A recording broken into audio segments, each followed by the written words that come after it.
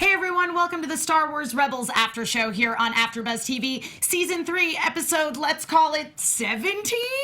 Through Imperial Eyes. We'll be breaking down the episode and talking about how all of our hearts are slowly breaking into 1,000 little pieces thanks to a man with mutton chops in just a moment. You're tuning into the destination for TV superfan discussion, AfterBuzz TV. And now, let the buzz begin.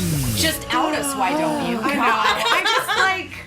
I didn't know I could have so many feelings about mutton chops. I mean, to be fair, I'm really into Jane Austen adaptations, so I was aware that I had that capacity in me, but oh man, Star Wars Rebels. No. I crushing spent it. so much of this episode hugging a pillow, anxious, and it takes a lot for a TV show, especially, to get me to that point. Mm-hmm. Season finales of Voltron get me to that point. Sure. It's hard for anyone else to do it, and this was just oh god.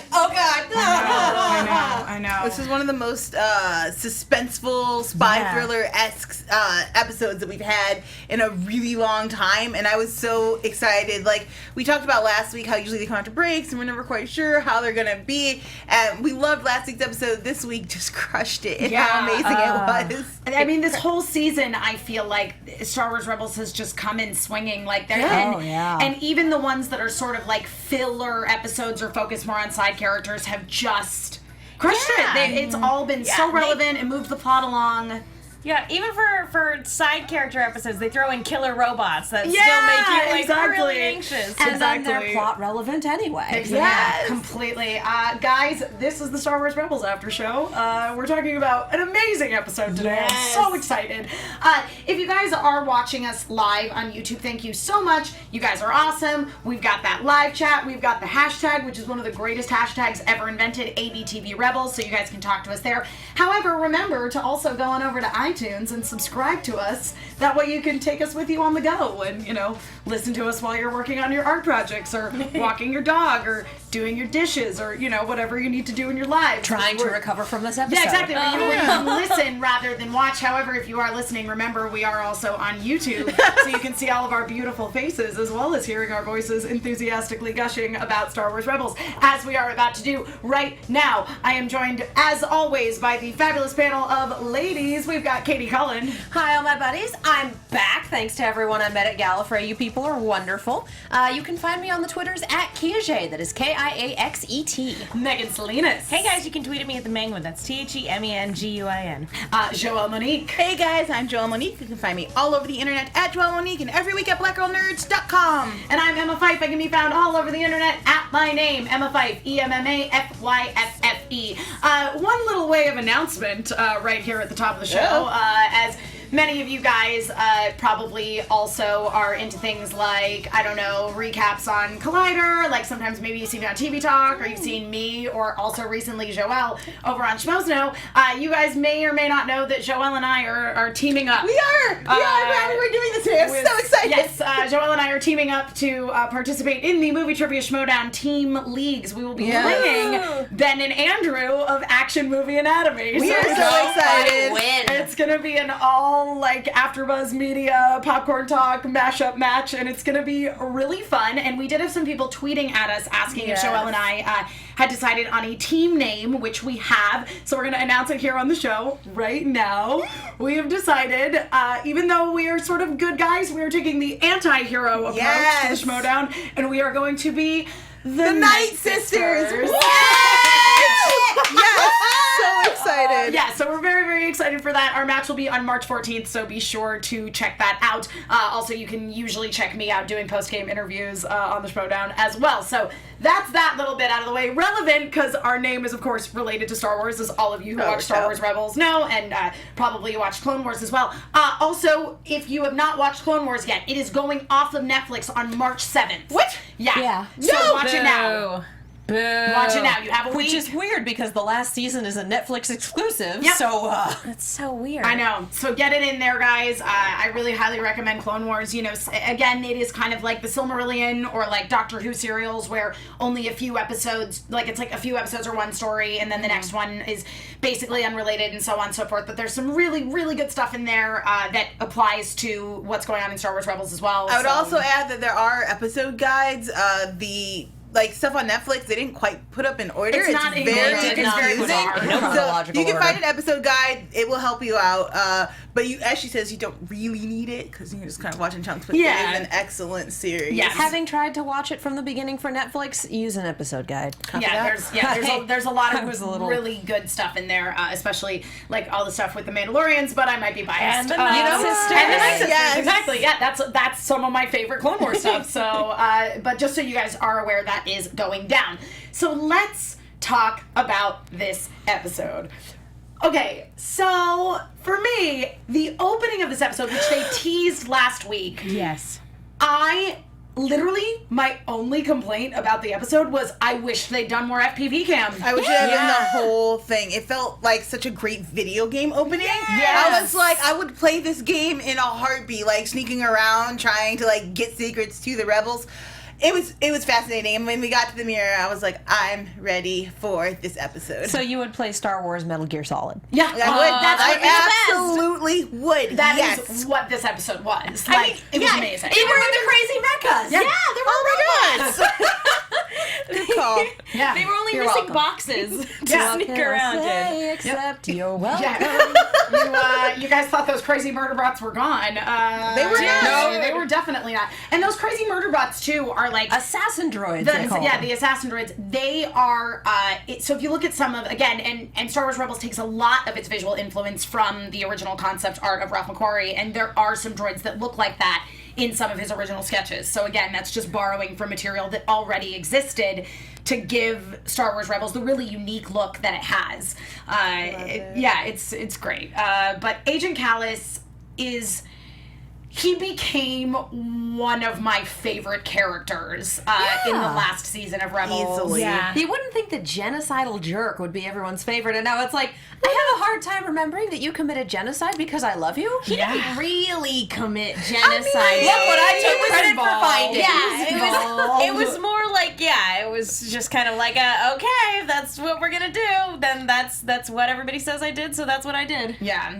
He's definitely stepped up and said, I did the thing. Yeah, You. it's so interesting thinking about how we see Agent Kallus now compared to how we saw him in literally the very first episode when he's claiming, yes, I killed your entire race. 'Twas I who killed them all. I don't have a mustache, but let me twirl my mutton chops, I guess. I then. like Yeah. how They just we're- kind of stroke them sensuously. Yeah. How we're Like a ending chia at pet. the beginning with that kind of concept of him taking credit for a lot of stuff that he didn't necessarily do. Like, I'm skipping ahead a little bit, but he, the whole capturing and downfall of, oh gosh, guys' names, Lieutenant List. Yeah, That poor man. Lieutenant List. He tried way too hard. it just wow. Oh man, He's poor sweet. List. And You the fact sweet that baby angel. And the Right? fact that this colonel, whom supposedly no one escapes his notice, supposedly he's really good at figuring people out, fell for it. And it was Thrawn that was like, no, it's totally your star pupil. He's a... Well, Yep. And a good point about that is the reason why he, even when he's looking right down on the scene, can't see through it is because he does have that personal bias. And this is this is one of those things, that he would never suspect somebody that he mentored in the past. But, but it's one of those things where it shows you how emotionally detached Thrawn actually is, to be like, oh yeah, your judgment is clouded because you obviously care about your former pupil, and because I have no emotional attachments like that, Because I I can have no see right emotions. through it. Yeah. I don't know. He gets mad. That's true. Let's not say he doesn't have emotions, but he's definitely far more detached than everybody else. That's absolutely true. And I did like the choice to have Yularen, who was the guy who basically came in to interrogate people because Thrawn figured out that there is, a rebel spy basically within the Empire. And I liked that Yularen was somebody that did have that emotional connection to Agent Kallus because, again, like, he started off as this guy who was involved in this massive genocide, and he was definitely presented to us as a bad guy, and he has since evolved into a character that we as the audience care very much about. And so then to give him this connection with this other officer who is, the thing is, like, he's a bad guy by definition because he is on the side of the Empire. side of the Empire. However, you see, like, how much he really he's so proud of Callus. Yeah, there's genuine warmth there. And you can see, actually, Agent Callus light up a little bit, too, when he sees an old teacher. Yeah. And, like, just that right there, it's immediately like, you're like, oh, this is not going to end well. Two people who are unknowingly on opposite sides of this war now, who are former friends and now colleagues, like, this is not going to end well for them. Yeah, you are, and the fact that I was kind of shocked at how quickly after they had their first initial meeting, and then he pulls him aside, he's like, so who do you think it is? And I was like, you don't know, it's not him, I can't believe this. But again, what a strong How choice could to it have. possibly be him, though? Yeah. He's He my was star pupil. He He's was a model dedicated. student. Never got detention once. Yeah, well, I was a model student. Look how I turned out. Right? But I think it also And here we are. I think it also just helps paint this picture of why nobody other than Thrawn, as we see at the end of the episode, suspects Callus. Because again, he has always been like this shining star within the Imperial infrastructure. So why would it be him? And someone in chat, and we've scrolled past it a couple minutes ago, so I'm not going to be able to find it, pointed out that Callus is the last of our OG Season 1 villains. He is. Oh, gosh, yeah, everyone else is dead. He pretty much all bit the dust. My old friend. The thing, though, about it is that, strangely enough, Callus is the most logical choice, and that's probably why Thrawn is like, I wonder if bringing in an old mentor wasn't an intentional choice because he kind of already had his eye on Callus. Oh, I think it was absolutely an intentional choice because as soon as Callus is in the presence of this person who he has this emotional connection with and who he knows absolutely believes in him, he's gonna let his guard down a little. You see him melt almost instantly. Yeah. And how could you not look at that grandpa face? I would melt too. I was like, oh my god, he's so sweet. He's a sweet old guy. Correct me if I'm wrong. I don't remember the name of the voice actor, but is the guy who did the voice of, this mentor, did he actually do the voiceover in Clone Wars as the newsreel guy at the beginning of every episode, the narrator? I don't know. I think he was. I Chat, might be help us making out. that up, but I think he was. All right. Chat, to help find us out. out. Let us know. Yeah. What I found most interesting about, well, not say most interesting, but what I liked is the beginning of this episode is Ezra's, first appearance. The fact, first of all, that they're like, yeah, we gotta go in and save him. I was like, wow. They trust him. Maybe he's given them a lot of information, but the fact that they were like, yeah, we're not gonna let him burn. Like, he's that integral and part of the team. I don't know if that connected with me before. Emma just had a moment, so we need to see Yes, this. no, Yularen, I was like, I feel like, so yes, Admiral Wolf Yularen was in Clone Wars, obviously much younger, but yes. Look, he's a baby. Yeah. Same mustache, but he has brown hair with some gray streaks. Yeah, and again, not a pivotal character at all. Like, basically, he was like, Anakin Skywalker is great. And and he was that is not all- wrong. And that is all I have to say about that. And Mandalore in the chat says, yes, it was the same person. yes. Okay, cool. Yeah. Good ears. Yeah, but again, like, just very, very strong choice to have it be somebody that had that emotional connection to Callus and thus put Callus in a position of feeling like, okay, well, I have somebody who's going to support me absolutely. Thus, he's able to sort of spin his web of framing List by making him suspect that it is Governor Price. And it was the helmet being left behind. That was that one big piece of irrefutable evidence. Without that, everything else would have been okay, or at least better. But this is like, no, Callus went to interrogate him. Callus knew who he was and didn't tell us.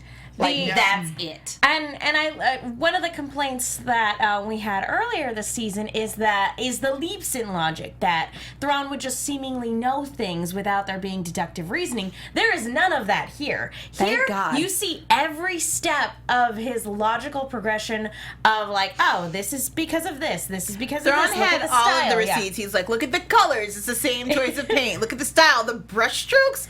Wow, that guy's got an attention for detail. Angles, yeah, and like you see step by step how he's able to come to this conclusion. And let's be honest, he came to that conclusion a while ago. He's just spelling it out for everybody else. Iggy the Koopa in chat says, your Thrawn studying Sabine's art theory came true. Yeah, it did, and I like that especially because like she left in the last episode. Yeah. For an indeterminate amount of time. I like that she was immediately referenced again, and so She's still a part of the team. Well, exactly. Well, and the connection that Thrawn has is, oh, this is someone who knows Sabine. So chances are that's who you're going to go after first and be like, who are your immediate, contacts and cohorts and whatnot. So, yeah, I've been wanting there to be a confrontation between Thrawn and Sabine because of the whole art collector thing. Yeah, exactly. So I would love a sit down between the two of them of like, I want to talk about your technique because it is masterful. I feel like it would need to be one of them has to be in a jail cell for that. There would definitely be Sabine in a jail cell where Thrawn is like, after he's done torturing her, so like, I also need to talk to you about your art style. I have a lot of questions. Big fan. Yeah. I've been chiseling your graffiti out of walls, and I have to say, she's like the Banksy of Lothal. She's Space Banksy, absolutely. She's Space Banksy.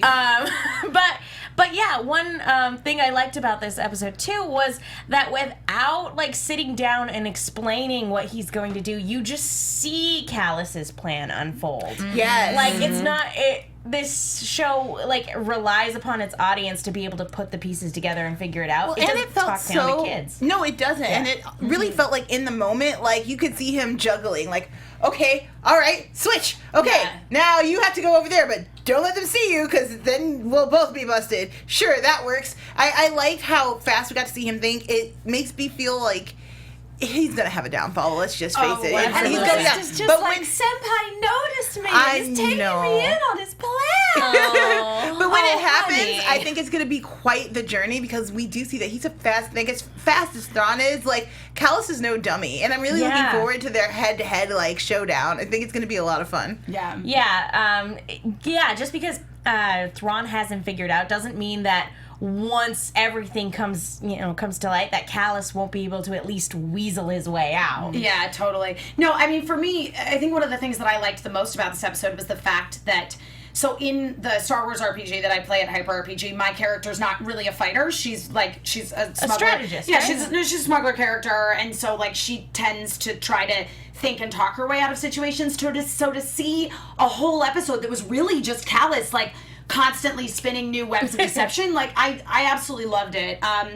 And just to bring Thrawn back in, this was such a nice way to reintegrate him. And we also got to see how Thrawn reasons out some stuff. Because I think one of the complaints about Thrawn is that up to this point, we haven't seen a whole lot of, like, how did Thrawn come to that conclusion? Yeah. That has been my complaint for a good chunk of time. Sure is that he's just kind of vaguely omniscient. Yeah. Like, how and why. And that's why I love the episode with Zeb and Chopper and AP5 with the droid. Like, oh, okay, we can narrow it down because X and Y and Z and Theta. And we got more of that this episode. I'm like, thank you. You know what else for actually showing his thought processes so I know he's not just reading minds. We also get that nice image of him fighting toward the beginning with these bots. And I was really intrigued to find, like, so it was cool that they showed that, first of all, this is not an overnight success. Like, this is a man who's diligently working constantly to, like, be able to not just like battle with his brain but fight physically.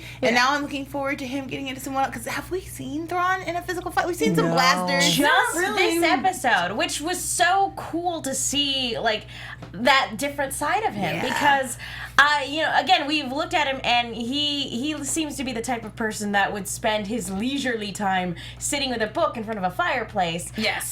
You look at him and you don't necessarily think, he's gonna fight robots in his downtime to stay at his peak physical condition.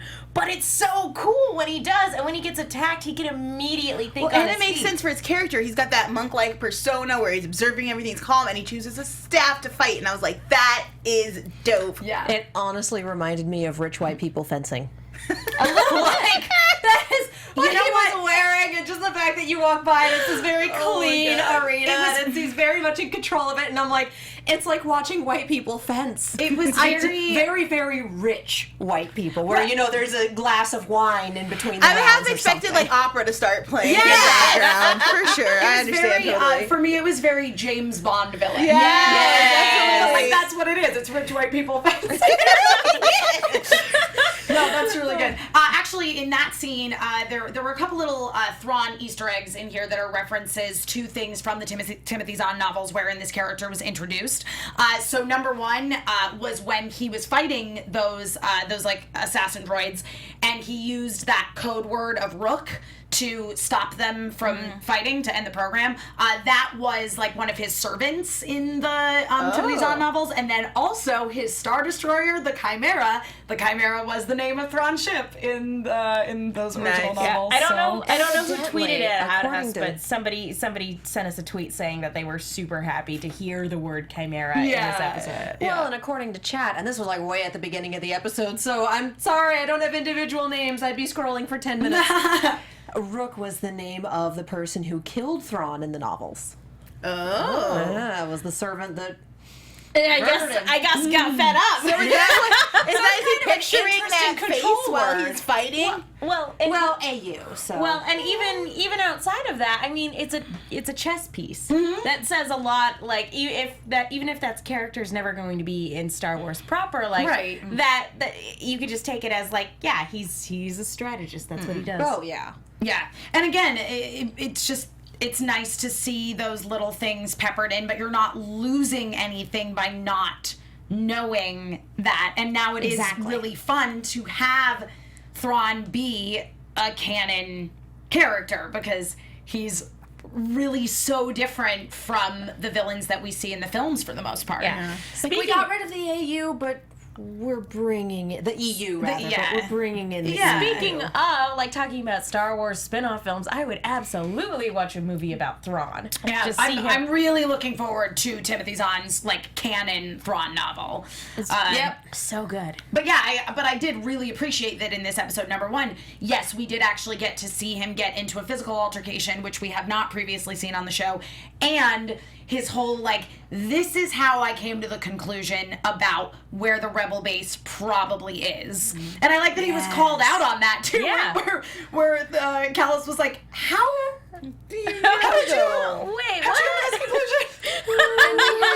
I love this person in our hashtag, Soronian84, saying, I'm a cybersecurity student. I wouldn't be surprised if Thrawn kept a copy of the star map for comparison. Yeah. And by removing only one planet, you straight up, and if he has that copy or if he has the thing memorized and goes, wait, this is different, he knows that's the one they're protecting. Well, now here's That's the where it question. is. Do you think he noticed? He didn't give any indication here that he did notice. Because he I might would have not known be he was surprised being if- observed. I would not be surprised if that man has an eidetic memory.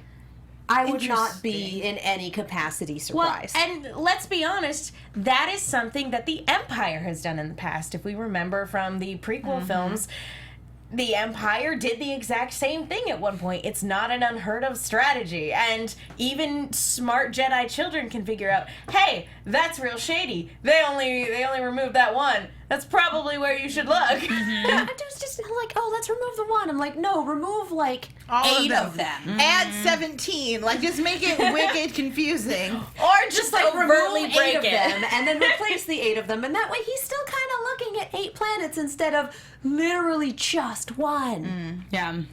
Let's talk a little more about our dear, sweet Lieutenant List.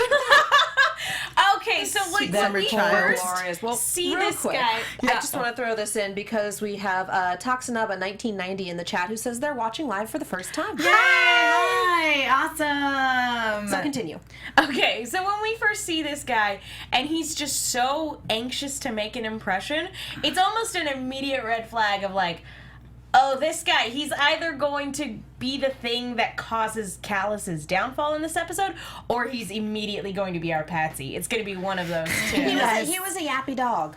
Yes, he was desperately eager, which is never a good look. No. And the idea that he was like, oh, I'm going to look great to Thrawn. I'm like, have you met the man? Yeah. Like, he's not impressed by much. Like, He's not impressed by anyone unless you're an artist. Yeah. This is true. This is true. I kind of felt for him, but then also I was like, you work for the Empire, and you kind of should know what you're getting yourself into, maybe. He kind of reminded me of the villain in Rogue One, who's like, I just want to be in charge. I just want to lead. I just want to prove myself. I want to be included, guys. Senpai, notice me. So sad. And that's why he was so up for it when Callus was like, it's this. You notice how he's talking to this. It has to be Price. You know it's this person. I need you to help me out, but don't tell anyone. It's like, I have a chance! Yeah. He's envisioning, like, getting promoted and seeing statues of himself. So like, blinded he by has ambition, but not a very high wisdom score. So blinded by ambition that he cannot see that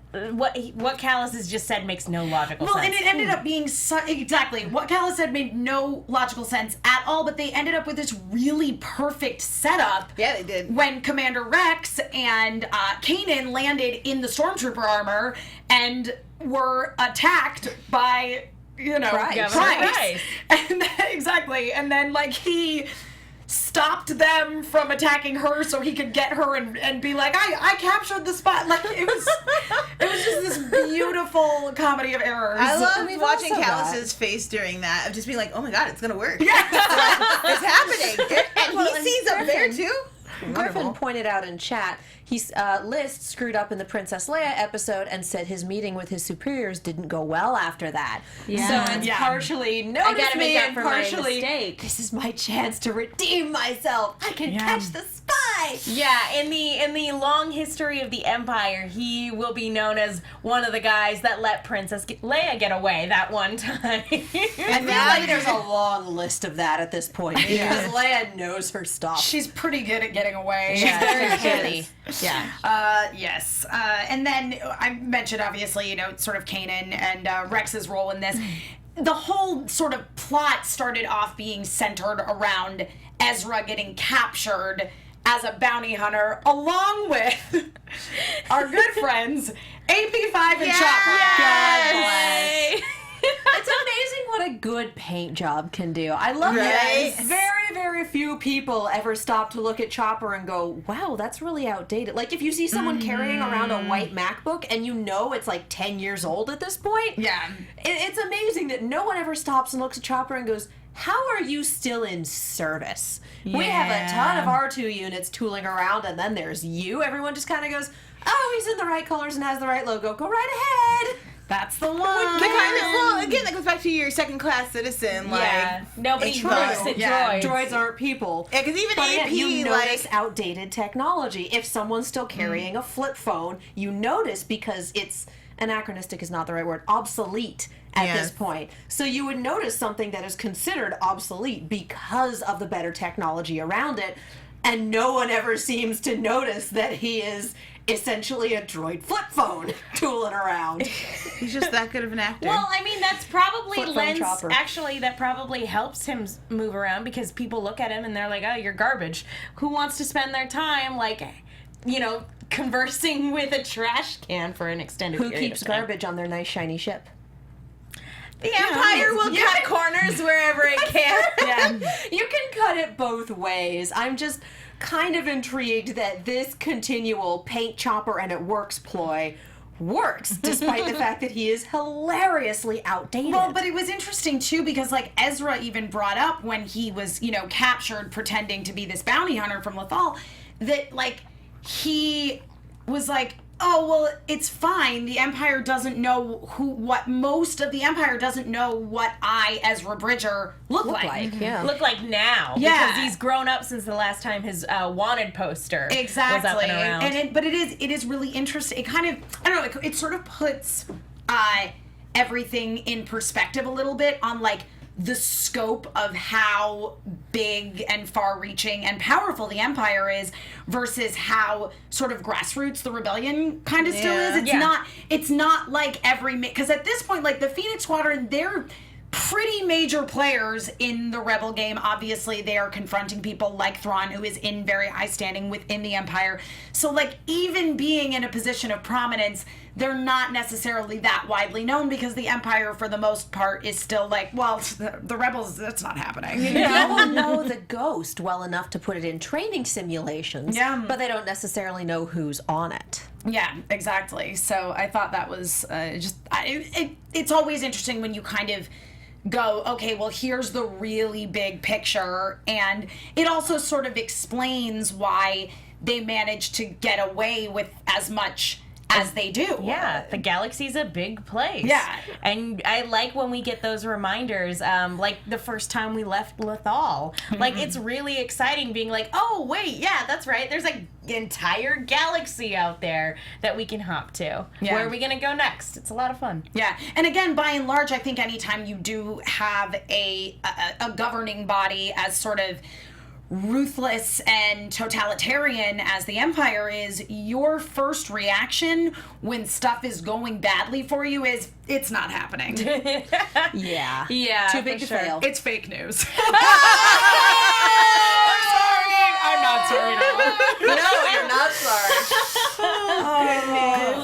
Good. Give it about 15 seconds and chat's gonna lose its mind. Accurate. accurate. Yeah. But anyway, yeah, the framing Governor Price works out great for Callus. Because List is dumb and eager enough to buy it. I And know, I love I that. know. And I really appreciate too how genuinely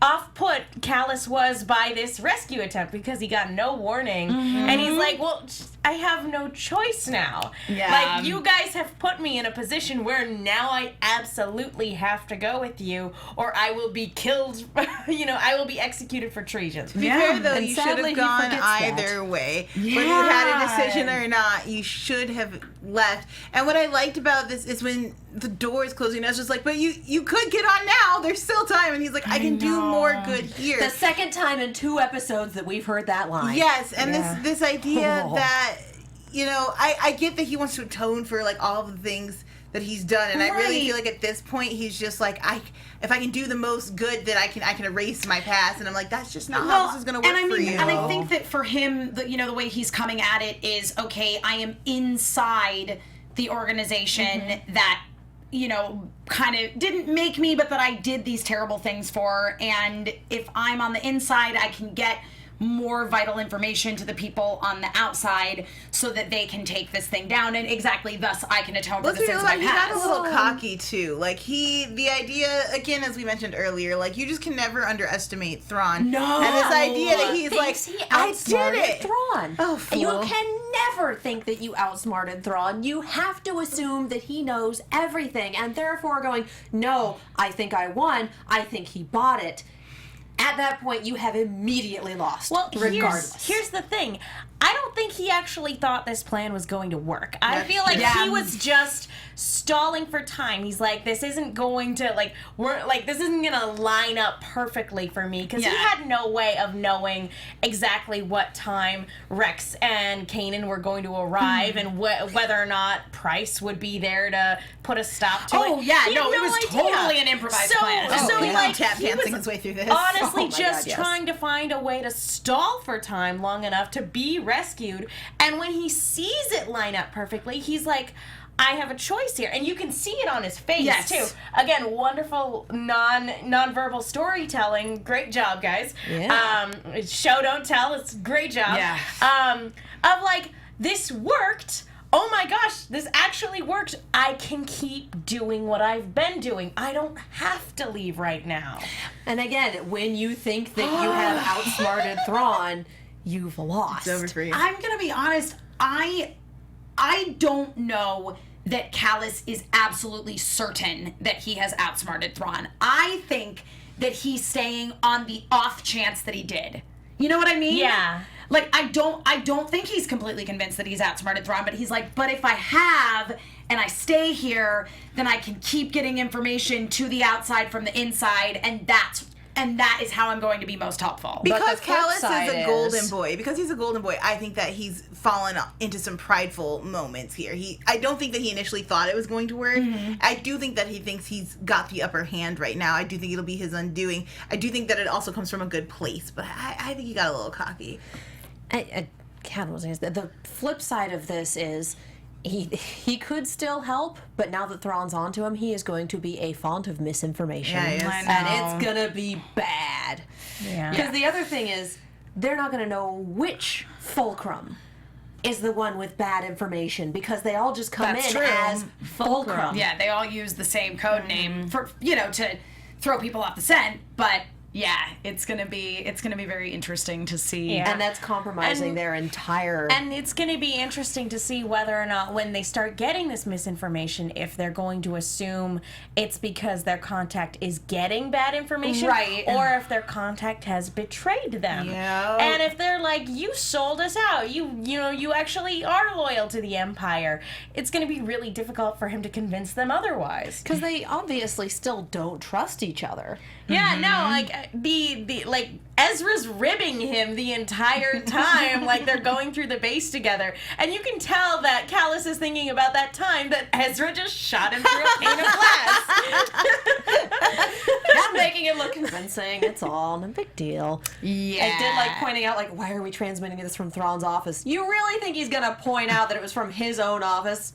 Right. They seem to be getting along on friendlier terms, but with Ezra's penchant for, dabbling in the dark side, it wouldn't surprise me if, especially if someone on his team gets hurt because there is misinformation, it wouldn't surprise me if Ezra was like, I'm just done with you, and kind of snaps a little. Yeah. Wilfred Cartano in the chat says, #alternative fulcrum. Oh. I like you. Listen, guys, but I also feel that based on Yularen's past of admiring Anakin's ability to bring balance with light and dark in his fighting as a Jedi and whatnot, I could see him being a fan of Ezra, I see Lauren turning easily. I can easily see him being like, and I'm out. Like, I want to fight with the rebels. And that would be so dope. Fun fact, we actually know he doesn't defect Where do you see him because again? he is in A New Hope, actually. I'm sure this was retroactively decided, but in the scene where they're all sitting at the War Council table and Vader chokes the one guy out, Yularen is actually at the table. And if you, if you look at the dude in the white Imperial uniform in the background with the beard and the hair, like, it's definitely supposed to be him. So, That doesn't mean that he can't still be fulcrum. that's absolutely true. There's so And much more to that background character than we ever knew. I need to throw this out in chat because, oh my god, Mandalore in chat saying, I wonder if Thrawn posing as fulcrum will be the catalyst that brings the rebels to Yavin.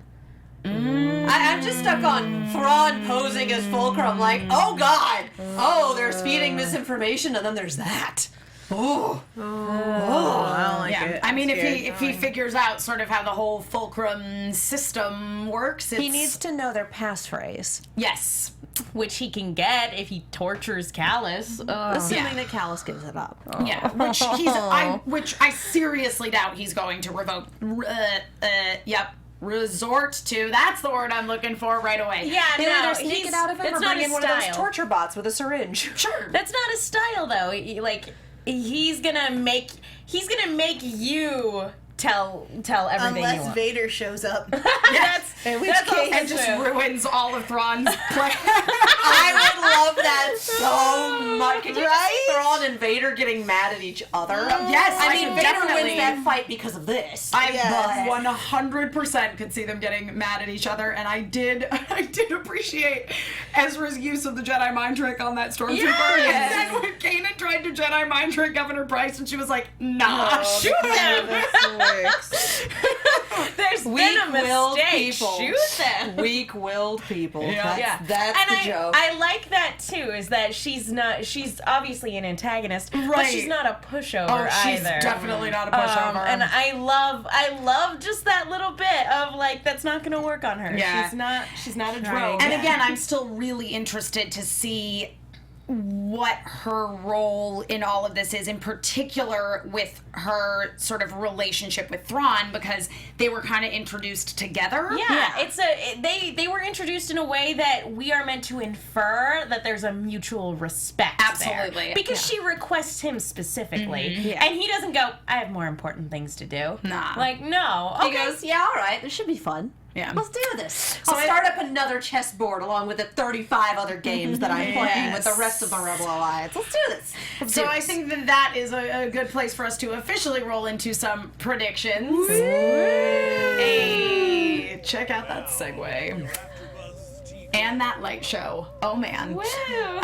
Yeah. So normally today. I try to watch a preview for the next episode before coming and talking about stuff on this after show, but I have just been up to my ears in Oscar stuff.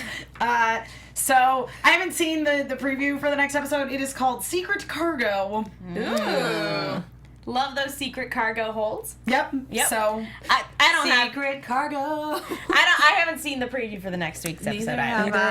Sorry, guys. There was some Maul versus Obi-Wan chatter going on in the chat before we started, but Well, I'm not sure that that's the case. yes. In a few weeks, there is an episode entitled Twin Sons, which to me suggests Tatooine. Yeah, but that was in the premonition when we had Maul last time. He had to go to a planet with twin sons. Yeah. I am ready for the show. This is like the ending I've been The waiting ultimate for showdown of forever. ultimate destiny. Forever. Yep. It's going to be so good. So for me, I'm now interested to see. In fact, I'm going to predict that we don't go too many other places with the Agent Callus storyline this season. Not I'm yet. expecting to see him used for disinformation, Sure, but I don't sure. expect that to come to a head until close to the season finale. I Yeah. have 5 episodes. How many episodes do we have left? 5. Yes, 5 episodes Wow, left of this season. Go me. I expected like penultimate episode, and that depends on whether or not they finish Thrawn Yeah, at the I end don't of the know.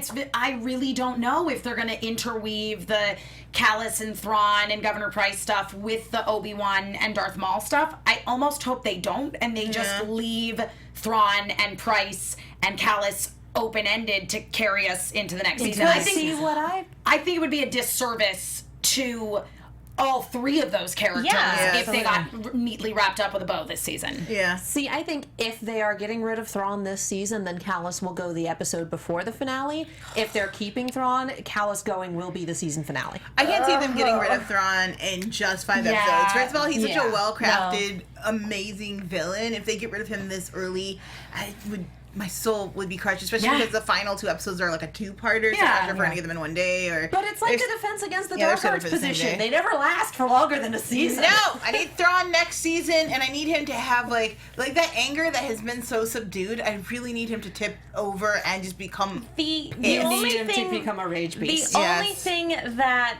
would remove Thrawn from being a villain here in this particular storyline is if he's literally needed elsewhere in the Empire, and I think that would be bad storytelling if they're just like, oh well, we need you over there now. Your time over here is done, because they're, with all the pieces that have been set up, they're not outsmarting Thrawn before the end of the season. And even if they did, he'd be like, yeah, this is all a part of my larger design. And I think on top of that, so basically Star Wars Rebels, the last episode of this season is going to be on March 25th, and the Thrawn novel comes out April 1st. Oh they're not getting rid of him. So He's not a good gonna point. die. it's And like, it's going to be like, the Rogue One Catalyst. It's like, you release that book, you read it, you get so much more juicy, really good information for Rogue One. I think it'll be the same thing with Thrawn. So I think we're looking at the rare multi-season villain here that's not already established in the Star Wars films, because obviously Darth Vader. Well, and Thrawn's such a different flavor of villain because we've had Inquisitors out the wazoo for 2 seasons and the occasional Darth Vader spice to make you fear for your very existence. Yeah. Yes. This is different. I'd be down for another Vader season finale or even just hints of the breathing somewhere. Like, I would be in it. Oh, yeah. He doesn't need to be the focus again, but I wouldn't mind seeing him again. I love being terrified, and as we've already discussed, this Vader is the only Vader before Rogue One came out that will actually make me shiver a little bit every time he comes on. And the idea of him and Thrawn, him having to come in and fix something Thrawn did, I need to see Thrawn humbled. I really want Vader to come in and just be like, okay, Seriously? you thought you were important and big and bad, but let me tell you something. I'm Darth Vader.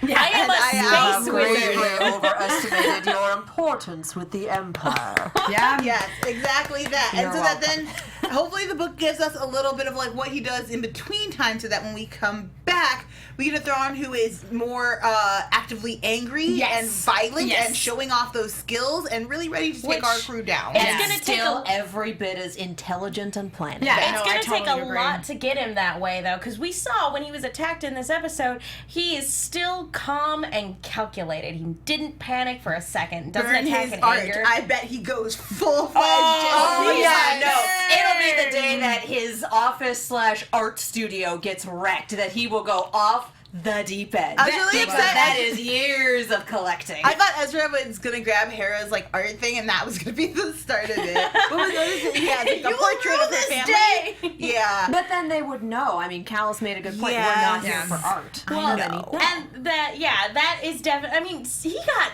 livid when somebody just said that art was worthless or trash. Yeah. Oh man, You are He getting would go- latrine duty for the rest of your He life. would go nuclear if like anything happened to his art collection. But as far as Agent Callus goes, I would love for this character to stick around. But yeah, I think the bell tolls for him, and I'm sure he's gonna go over that space bridge soon. Yeah. Oh, poor Agent Callus. It's gonna be interesting to see how, if he does die, how that goes about. When? Yeah, I'm gonna go ahead and say not it's an when. if, it's a Well, win. no, I mean he could be killed by rebels who assume that he's loyal to the Empire. That's still a when. Yeah. When he dies. It's still not it's- if he dies. It's tragic Or no when. matter or what way he goes. or he's executed by the Empire. I don't know. Justin Toner in chat says, I don't want to lose Callus, but it doesn't look good. No, No, guys, it we're don't. just gonna have to watch more Star Wars Rebels to find out how it does in fact go down. I just want to give a couple of quick iTunes shout outs. I apologize if I miss you this week. For some reason, I sorted it by most recent, and the first thing that's there is a review from 2015. So it's not just me. iTunes is losing its mind today. Okay. But I want to Weird. give shout outs to Moonhound 8, great podcast, who also mentioned that they really like that it's a bunch of ladies talking about Star Wars Rebels and not just Hey. dudes. And then also, and that's a 5-star review, and then Assassin's Creed movie says it's a great AfterBuzz show. They reduced it by 1 star because apparently episodes appear 2 times. I'm not sure what that means. Maybe it's appearing twice in your iTunes feed, but it seems like iTunes is on crack right now. Yeah. So give it a couple days, Assassin's Creed movie, and everything will be A-okay.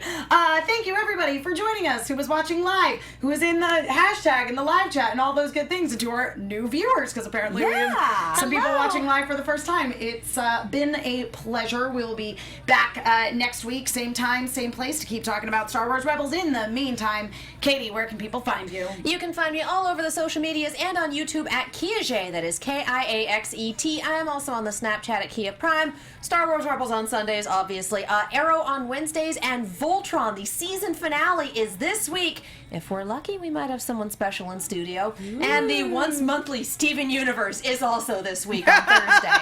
Tune in, it's going to be great. Megan Salinas. Hey guys, you can tweet it. You can follow me on Twitter and Instagram at the Menguin. That's TheMenGuin. I don't know what's happening. I'm also on a bunch of shows here at AfterBuzz, and I write articles for the Movie Chick. That's Chick with 2 Ks. Be sure to check those out. Joelle Monique. Hey guys, I'm Joelle Monique. You can find me all over the internet at Joelle Monique, every week at blackgirlnerds.com. This weekend in Las Vegas at Klexicon. Come find me. I'll be hosting 3 separate panels, one every day, and I look forward to seeing your bright, shiny faces. Catch me Wednesdays doing The Magicians, which is like one of my favorite shows ever. It's so good. And then, of course, Mondays, I know I do something, but I can't check the schedule. I'm here doing the things. You live here. Yeah. And I'm Emma Fife. I can be found all over the internet wherever Emma Fifes are sold at my name, Emma Fife, EMMAFYFFE. If you guys like Star Wars, obviously you do, you should watch Pencils and Parsecs on HyperRPG. You sure That is should. twitch.tv/HyperRPG. We play a game. The show is entitled Pencils and Parsecs. It is a Star Wars RPG based on the Edge of the Empire system, and it is really, really fun. We were just on Tatooine, but we just left for reasons. It's getting crazy. You should totally check it out. Yes, thank you guys again so much for joining, and we will see you all again next week. Bye.